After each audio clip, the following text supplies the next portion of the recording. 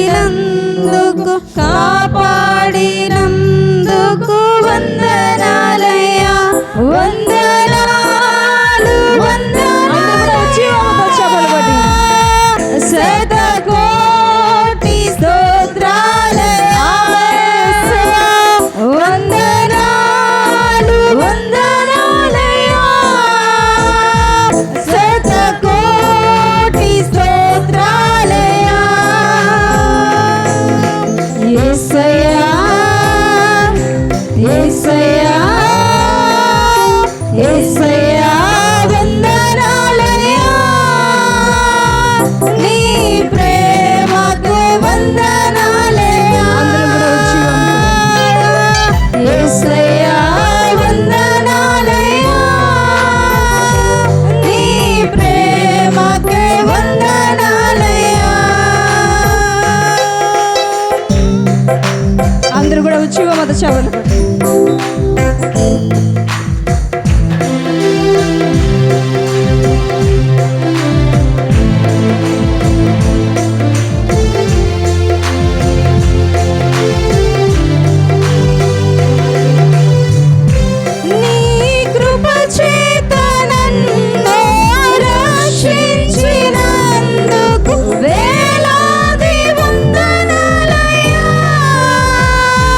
నీ